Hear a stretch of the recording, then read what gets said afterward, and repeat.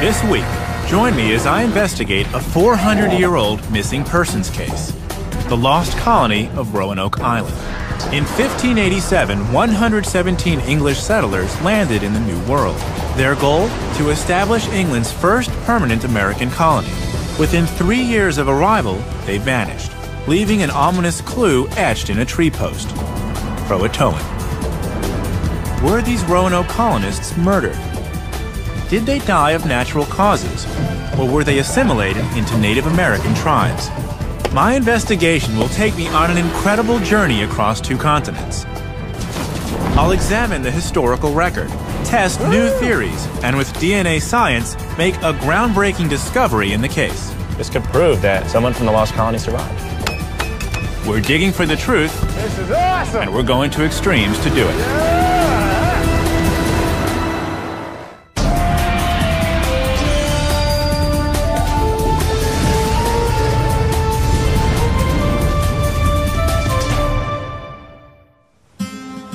Hi, I'm Josh Bernstein. The colonization of Roanoke Island in the late 16th century marked the very beginning of the British colonial venture in the Americas. Here in England, Queen Elizabeth I wanted to settle the New World, challenging rival Spain's colonies in Florida and the West Indies. Gaining a foothold in the New World for the British meant aiming a little farther to the north, toward America's mid-Atlantic coastline, on the other side of this ocean. May 8th, 1587. Over 100 English pioneers set sail from the port town of Plymouth. Their benefactor, Sir Walter Raleigh, had already commissioned 2 previous expeditions to Roanoke Island. Both groups returned to England with news of the region's potential for settlement. Raleigh entrusted his 3rd expedition to fulfill the Queen's charge: to build England's first permanent colony in the Western Hemisphere. After many months at sea, Sir Walter Raleigh's 3rd expedition finally reached these waters. The 117 men, women, and children left their larger ships and rowed ashore on small boats like this, called a shallop.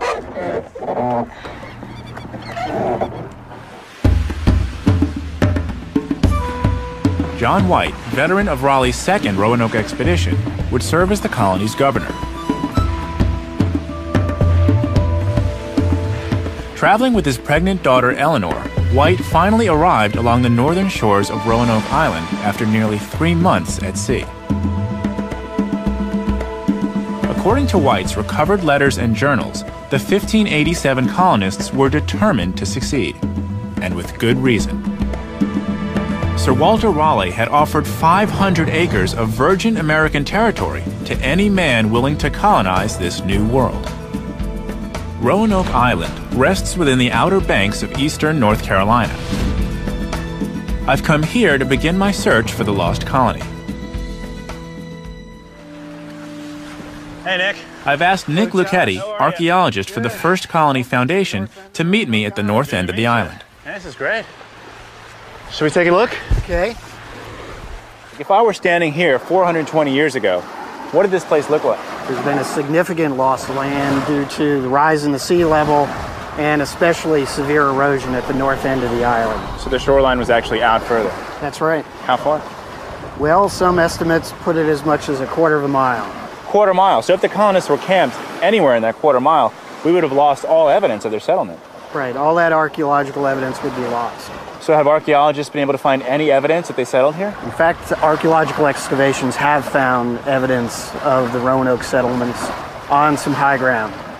Wow, Nick. Nick and I hike into Fort Raleigh National Forest, We chose this area. last known address of the lost colony. For over 20 years, this is where Nick and other archaeologists have collected evidence of the Raleigh expeditions. So we dug a series of test holes and test trenches in this area. Right here? Right around us, yes. Wow. I mean, this wouldn't look to me like an archaeological site. Did you find anything? If you hold out your hands, I will put some of the artifacts that we found. Okay. Here. Lead ball, piece of flint, a very tiny piece of a crucible, and these are 2 sherds of a Spanish olive jar. So these would be from Sir Walter Raleigh's expeditions? That's right. That's amazing.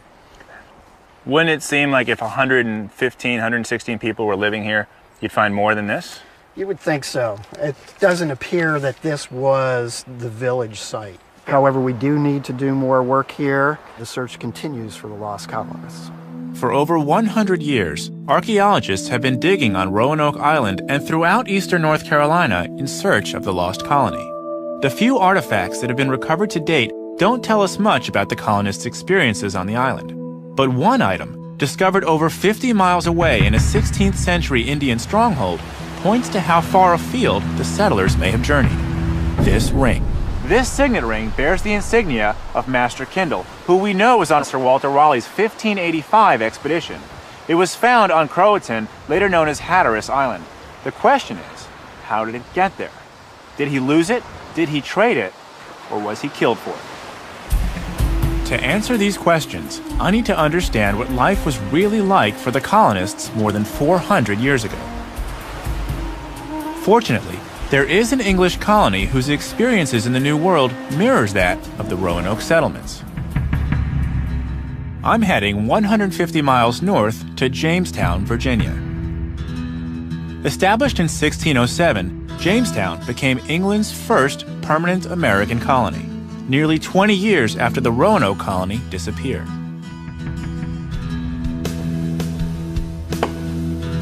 Both Jamestown and Roanoke shared one common problem: hostile Indian neighbors. To protect their settlements from attack, the English created wooden fortifications known as palisades. To find out just how important these barricades were to the basic survival of the colonists, I'm going to meet historic Jamestown's senior archaeologist, Dr. Bill Kelso. He and his staff are building a palisade wall using the same tools available to the Jamestown colonists in the early 17th century. Meet you. Making a palisade, huh? We're hard at it, yes, sir. You guys mind if I interrupt? Just Not take at a look? all. Give us a hand. It's really good, tight. In theory, erecting a palisade is simple. Tree trunks are split, placed upright in a trench, and connected by wooden pegs driven through crossbeams. Bet an electric drill would be nice. It would. In practice, building a palisade was a massive undertaking. In 1607, the men in the camp labored for weeks before completing the nearly 1,000-foot-long barricade at Jamestown. 20 years earlier, when they were on Roanoke Island, would they have been making palisades there? Yeah, and they'd be doing the same thing. The people that tried that settlement also had experience of fighting in wars in Europe, and they were doing palisades like this there. Okay. Now it's my turn to do some heavy lifting. Bill and his team will show me just how hard it was to build these immense structures at the time. When John Waitt returned to Roanoke Island in 1587, he was able to repair and reconstruct the palisade left behind by Raleigh's second expedition. But in 1607, the Jamestown settlers had to start from scratch. Constructing Jamestown's palisade required harvesting 600 oak and walnut trees and splitting them into over 1,500 15-foot-tall posts. Based on written accounts from the first settlers, working with rudimentary tools like these took a heavy toll on the Jamestown colonists. I've been working here for only a few minutes and I'm already starting to feel it. Coming through? Do you know, Bill, how long it would take to put together a palisade? It took them 19 days on record to do the entire fort. That's maybe 20 men erecting nearly 80 posts or 50 feet of palisade per day. Hard work, but these barriers were essential to the protection of the English settlers. Within these wooden walls, a small group of colonists could build homes, store vital provisions, and defend themselves from Indian attack. Buried 3 to 4 feet into the earth, these giant fences were able to withstand hurricane winds. I think it's solid. Give it a test. Push on it. It's a little loose, but I think it'll tighten up when the ground gets solid. So I understand the connection with the palisades, but what other connections are there between Jamestown and Roanoke? Well, when the first colonists came in here in 1607, the Jamestown colonists, they were instructed to look for the lost colonists if they could find them. What'd they find? Well, when they first got here, and along the river, they spied a blonde-headed, light-skinned young boy.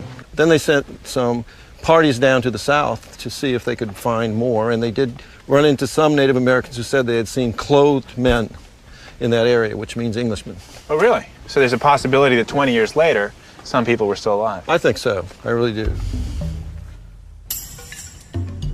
The great Indian chief Powhatan, father of Pocahontas, boasted that he had slaughtered the Roanoke colonists years before. But rumors of their existence continued to circulate among the natives. Could some colonists have survived the slaughter? Was the word Croatoan etched into the Roanoke palisade an indication of where they went? I'm on a quest to find the lost colony of Roanoke Island, over 100 English settlers who vanished in 1587. I traveled by shallop boat to the north end of the island only to discover a limited record of the colonists' existence. At the Jamestown settlement, I learned that the first search party sent to find the colonists returned with stories of their survival. But if the English did leave Roanoke Island, where did they go and why? To gain a better perspective, I'm taking my search for the lost colony in an entirely new direction. Up. I've asked my old friend Bubba Peters to join me at Roanoke Island. Great to see you again. Yeah, good to see you too, man. Using Bubba's PPG, or powered paraglider, I plan to get a view of the island from above. Together, we're going to fly over Roanoke and eastern North Carolina. Getting an aerial view will allow us to examine the island's geography, the colonists' surroundings, and their possible departure points into the mainland or even the Outer Banks. The things we do in search of adventure. Prop clear.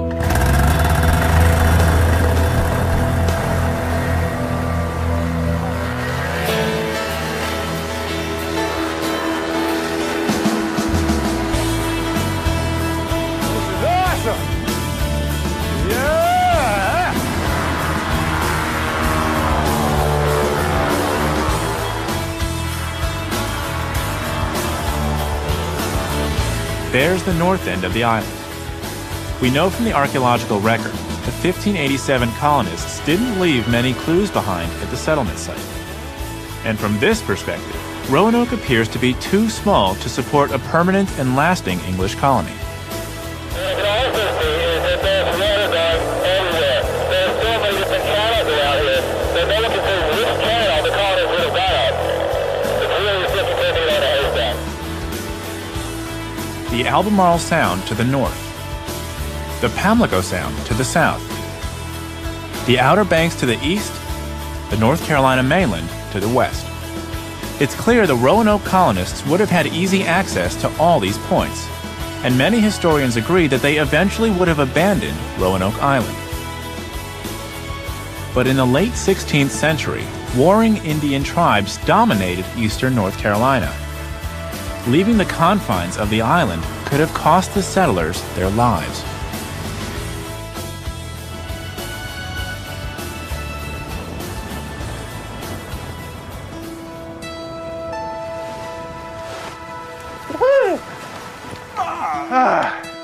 Man, I tell you, if you want to go and explore Roanoke or this area, that is a great way to do it. I mean, the clouds over the island, it was magical, and I could really get a feel for just how much water is leading. Obviously it's an island, so there's water, but just the number of waterways leading out from this place.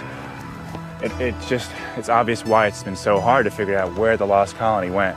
But we do know where they started. Retracing the steps of the 16th century settlers, my investigation takes me back to the last known address of the lost colony, Fort Raleigh. Well, as you can see, it's getting dark and Fort Raleigh is officially closed now. But my friends at the Park Service have been kind enough to let me actually sleep here tonight. I picked a great spot just over here, and I brought some materials which the colonists would have had. Just canvas and wool for bedding. And I don't really have much of an agenda except to experience what camping and living here would be like. This place is totally new to me, and it was totally new to them. So I'm gonna set up camp and just see how it goes.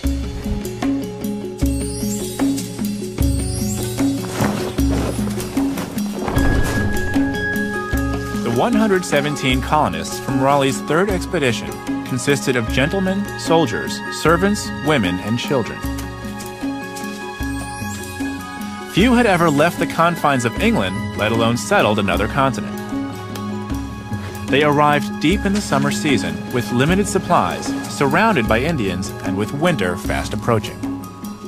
Before wooden homes could be constructed, many colonists would have used tents as shelter. I hope by spending the night, as they did over 400 years ago, I might gain some insight into the English settlers' thoughts and feelings. Good evening. It's now 2 hours after sunset. As you can tell, it's pretty dark out.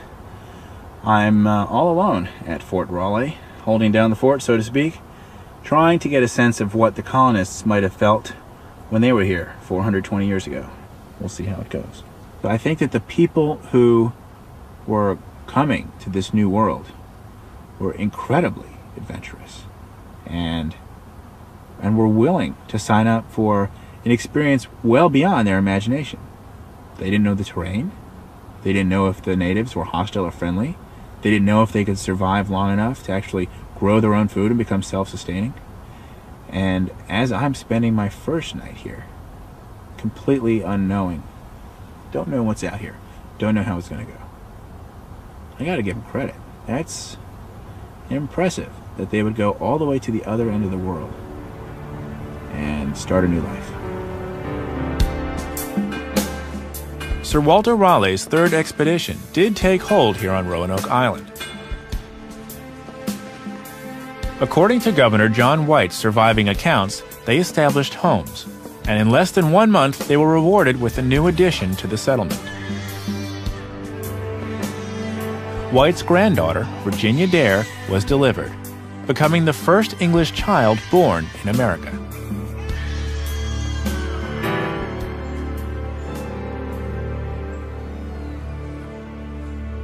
I asked Fort Raleigh interpreter Rob Bowling to give me a wake-up call the next morning. Morning, Josh. Oh, hey, Rob. How'd you sleep? I eat a man. Sure. Thank you. I slept well. It was quiet. It was really peaceful. It was actually really nice. But it definitely gives me a sense of, like, the space, just the tranquility. And I'm sure that some of those colonists who were camping for the first time and were from big cities would be in for a totally new experience. Quite a stark contrast in lifestyle. They didn't know it also, but it was among the driest years. Really, so On finding record. water would have been a challenge for them. Yeah. It's an intriguing thought. Yeah. To better understand the climatic conditions the 16th century settlers faced, I've contacted archaeologist Dennis Blanton. Hi, Dennis. He's instructed me to meet him at the entrance of a local swamp and to wear rubber boots. Ready to go? Yeah, got my boots. Got your boots? My other boots. We'll pile in, we'll shove off. All right. Dennis's unique beautiful study piece of of the water. cypress trees in the mid-Atlantic region has yielded some fascinating clues regarding the climate conditions the Roanoke colonists faced. So, Dennis, what are we going to do when we get there? We'll pick our tree, Yeah. and the rings of that tree has a story to tell. That story will relate to the lost colony. It can. What we have to do is take a sample of those rings, and not only do we count the number of rings so that we can determine the age of the tree, but we also measure the widths of those rings. So the wider the ring, the wetter the year. That's exactly right. Which tree are we going to? It's this large tree about 100 feet in. As we work our way deeper into the swamp, it's obvious why Dennis suggested the rubber boots. He's also provided me with climbing gear so we can scale the cypress tree. Okay, But first, we need to get to it. watch your step. Pretty good mud, huh? That is nice mud.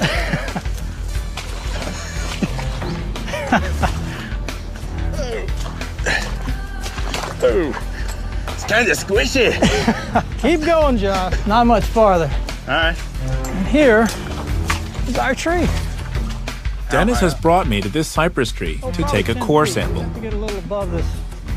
By boring into the heart of this centuries-old giant, we can collect a cylindrical core that illustrates the water conditions over the tree's lifespan. Length of rope called a lanyard.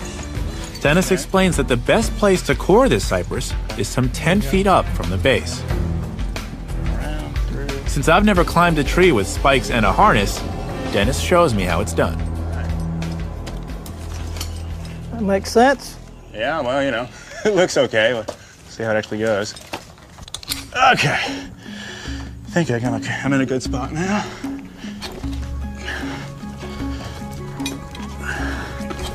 There we go. Okay. Got it. Wow, I can see what you mean about those spikes having to be really tight. This is some work. Good job. Got below your lanyard. All right. Hi, how are you? Good to see you. Welcome. What we have here is a tool called an increment borer, and it's essentially a hand-turned drill. Okay. You want to aim for the center of the tree. Last time I did this, I used an electric drill. I'm starting to slide. This makes you appreciate that electric drill a little more. All right. We have this piece that's called the extractor. Yep. You should take that, don't drop it, push that in, Okay. feed it Gently? gently. Now you want to pull the extractor gently outward and you should have a core. I don't know, Dennis. I'm not doing it right. And this is not easy to stand up here this long. Yeah. There you go. Wow. Look at that. It's a beauty. It's a worm. It's a great core. We decide to head back to solid ground to discover what the core can teach us. Yeah. Oh, thank God. My whole body, figure 180 pounds, is being sent into the tree on these little spikes. Hurts. For over 20 years, Dennis has collected core samples just like this one throughout the mid-Atlantic. And here, my friend, are the pieces. Okay. Have to reassemble these in the proper sequence. Working with colleagues at the University of Arkansas, he's developed a master sequence of climate conditions on Roanoke Island, spanning 800 years. What can you tell me about the conditions that the settlers faced? The worst drought in the last 800 years in this region occurred between 1587 and 1589. Oh, really? Which is precisely the last attempt to settle Roanoke Colony. So any attempt that the settlers would have made to farm or to even just provide a livelihood would have been a real challenge. So this could explain some of the conditions that led to the colony getting lost. That's right. You can learn all that just from studying tree rings. That's exactly right. That's incredible. Less than 1 month after their arrival, the Roanoke colonists were forced to confront some harsh realities. John Waitt returned to England for emergency provisions. According to his writings, he resisted but ultimately agreed to leave. His daughter Eleanor and newborn granddaughter Virginia would be left behind. Governor Waitt would never see either of them again.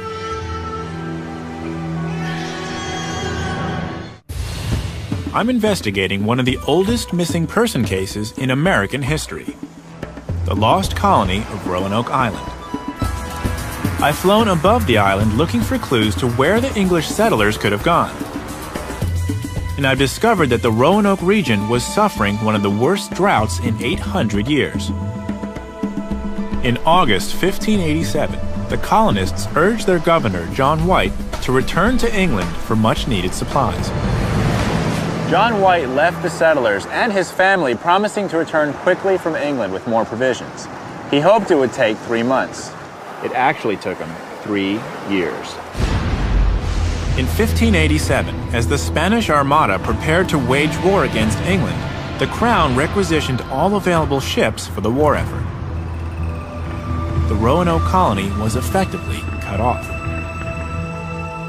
In August 1590, Waitt finally returned to the settlement site. He found it abandoned. His only lead, a single word carved into a post, Croatoan. According to his writings, this one Indian word restored Wait's hope that the colony and his family had survived.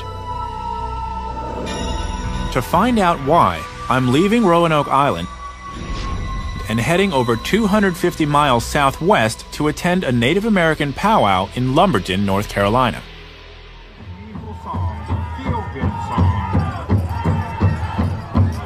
I've been invited here by Dr. David Levere, professor of Native American Studies from the University of North Carolina at Wilmington.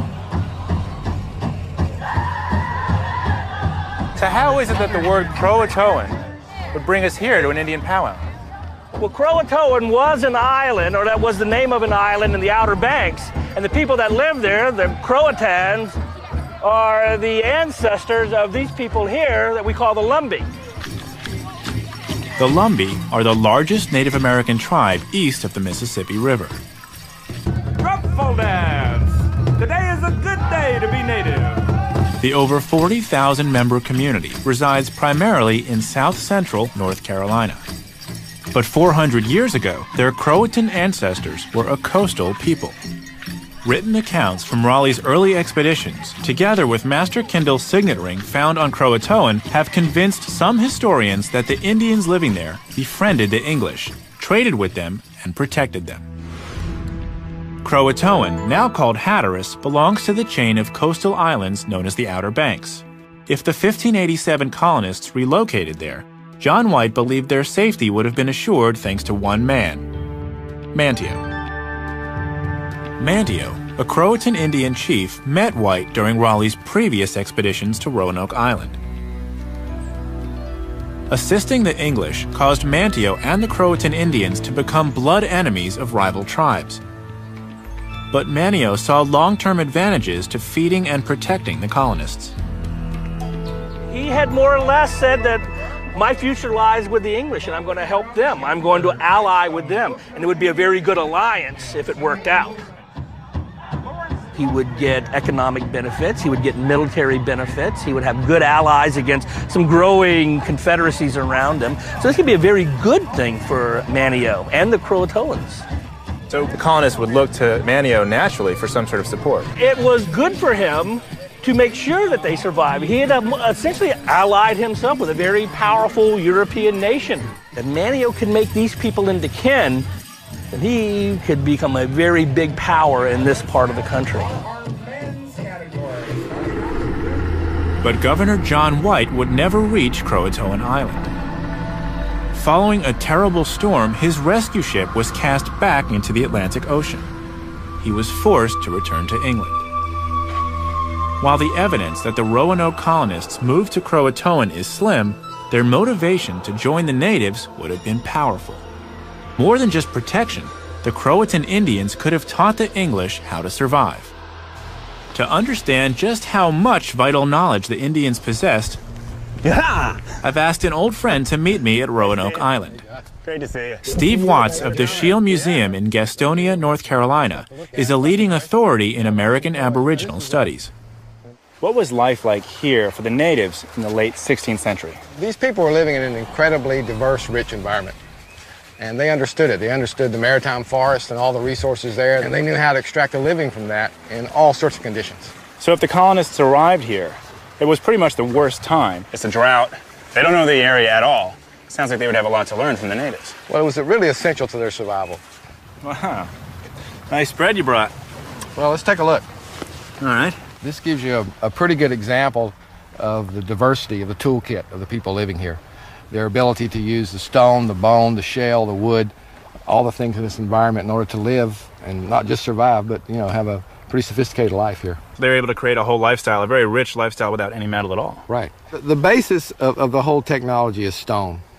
Whether it's in this axe or the knife or a simple flake tool. And of course the arrow points. We always think about the arrowheads, the arrow points. And, Native Americans used bows and arrows to hunt, but they also used them for defense. The 16th century colonists' main means of defense was the musket. Who would win a head-to-head battle in terms of speed? So let's say you're the colonial person with a musket and I'm the native with the arrow. How many arrows can I get into you before you fire your round? I think you get 5 or 6, I really do. 5 or 6 to 1, which would put the advantage with the natives when it came to killing each other. What about food? I see you got corn here. What else would be going on? Well, they're growing corn, beans, squash, and some other things in their gardens, and they're doing multi-cropping. But if it's a drought, that would be pretty hard for them to be growing things. They were still hunter-gatherers. They could always fall back on that. When a crop goes bad, you can go to the wild resources. They could go to the waters here and hunt. Sure. John Waitt's illustrations confirm what Steve says. They clearly demonstrate local Indians spearfishing and crabbing for food. And they cook their catch on grills constructed from tree limbs. Steve's brought along a collection of seafood native to Roanoke Island, and together we're going to grill it Indian style.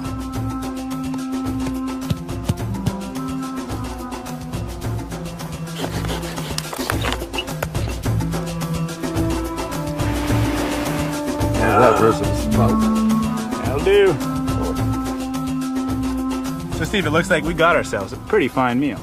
Now the natives had the knowledge, they knew where the resources existed. Right. If the colonists didn't, and they were cut off from their supply lines, would they have been able to reach out for this kind of knowledge? Well, this is what they would have had to know in order to survive. This was about survival. The natives had the technology. You have to adapt.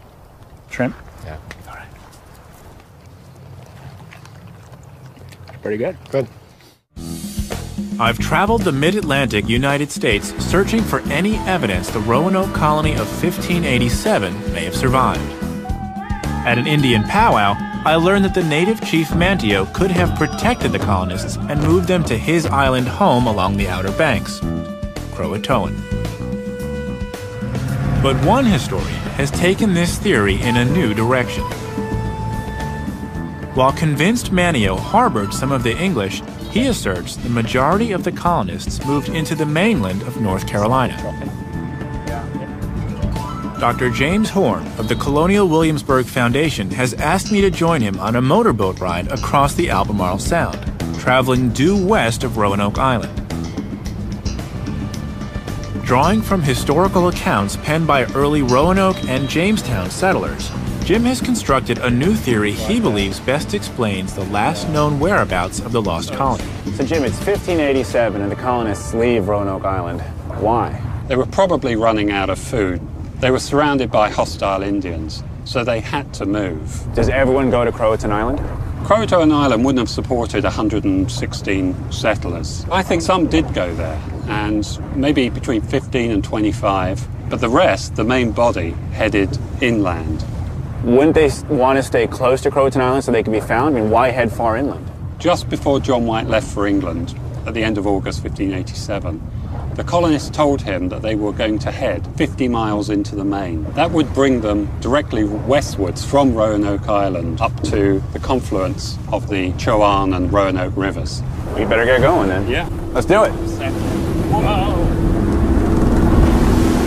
Our trip from Roanoke Island to Bachelor Bay on the western edge of the Albemarle Sound spans just over 50 miles. Jim explains Sir Walter Raleigh's second expedition to Roanoke Island discovered another Indian community, the Chowanokes, during a scouting trip into the interior. These Indians were also willing to support the English settlers, and their location was ideal. It provided interior protection from Spanish naval attack, better land for planting, fresh drinking water, and a partnership with the native people. But Jim also believes that the English had a more personal reason for leaving Roanoke Island: greed. What would have brought the colonists out this far? Well, I think the lost colonists had picked up rumors of gold in the interior, and this would have been a perfect base from which to prospect. Rumors of gold, passed on by members of the previous Roanoke expeditions, turned out to be false. But Jim believes the idea of striking it rich sparked the first American gold rush. If the Roanoke settlers headed west into the interior and joined with native communities, could there be living descendants today? Some experts believe Native Americans, like the Lumbee, absorbed the members of the lost colony into their tribes. I'm reminded of something Dr. David Levere mentioned at the Lumbee powwow. He said that the act of merging diverse cultures was very common among the Indian people. When we look at European society, we stress the individual. In Indian society, they stress the community. So Indian people would go out of their way to adopt outsiders, bring in strangers, and make them into family.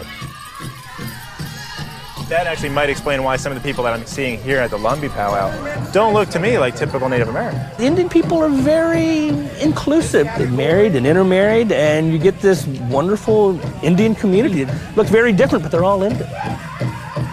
So it is possible that the colonists would have assimilated, and that's why they disappeared. I firmly believe that.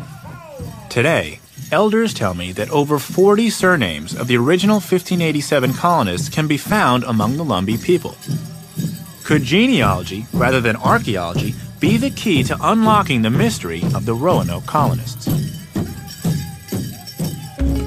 Searching through local North Carolina records, I discovered an interesting article about a 19th century man named Malachi Payne. Payne told his children and grandchildren he was a descendant of a 1587 lost colonist. His name? Henry Payne. Local records place the Payne family name in eastern North Carolina for over 350 years. As part of my search, I've come to Fairway Drive to meet a possible descendant of Henry Payne. Chris Payne Sr.? Yes. Hi, I'm Josh. We spoke on the phone. Hey, Josh. Chris Payne has been able to trace his family history to a Thomas Payne Sr., born in the early 1700s. Start right here. This is actually my dad when he was a little boy. Roughly 4 generations after Henry Payne arrived in America. Okay. He's invited me to his home to take a closer look at his records. My son did a lot of work in the local records here, and then this is the old family Bible. Mm-hmm. So we tried to match up the work that he found on the family trees over the internet and places like that with what we had in the Bible. So the people in your family who own this Bible wrote their names in it? Yes, and passed it down from generation to generation until it finally got to my dad and then to me. Wow. My independent researchers confirm Chris's genealogy does date back 300 years. But to tie his bloodline to Henry Payne, I need to use a more scientific approach: DNA. You've done an impressive job actually tracking your genealogy. I think that this research and the internet as a resource is incredibly powerful, but the only definitive proof would be DNA. And actually, I brought with me a DNA swab kit. And if you're willing, I'd take a sample, and we can use that DNA marker to determine if you're actually related to Henry Payne, who was part of the lost colony. Oh, that's great. Would that be okay? Yeah, sure. On average, the Y chromosome test I'm giving Chris can track his unique DNA up to 750 years through the Payne male line. Not only with his ancestors here in America, but also in Europe. If Chris Payne and a living male descendant of Henry Payne were to possess matching DNA, we could finally prove someone from the lost colony survived. I'm taking Chris's sample with me on the last leg of my journey. England. Here in the United Kingdom, I'll seek a living descendant of the lost colonist Henry Payne and match his DNA to Chris Payne of North Carolina. Teaming up with one of the world's leading genetic experts, we'll attempt to solve this nearly 420-year-old mystery once and for all. I'm investigating one of the oldest mysteries in American history, the lost colony of Roanoke Island. So far, I've explored by water, by air, even by tree, in search of clues that might shed light on their disappearance and possible survival. I've recently discovered that the Roanoke colonists may have assimilated into Indian communities, but no evidence of a living descendant has ever come to light until now. I may have located a possible descendant of the lost colony. I'm heading back to England, where the voyage of Sir Walter Raleigh's 1587 expedition began. With the help of scientists there, I hope to make an historic breakthrough. If the Roanoke colonists survived, then Henry Payne, a member of the third expedition to the island, might have direct descendants in America, some who might even be alive today. Meeting Chris Payne brought me face to face with the possibility he may be one of them. But to prove it, I need to match Chris's DNA sample with the DNA from a known male descendant of Henry Payne in England. Dr. Nick Barrett, one of England's leading genealogists, has been helping me search for Henry's relatives.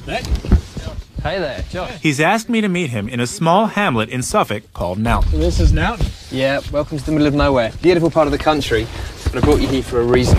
Yeah. It turns out that the Payne family that we've been tracking originates in this area, and they can be connected directly with sponsors of colonists and the people that they took across back in the 16th century.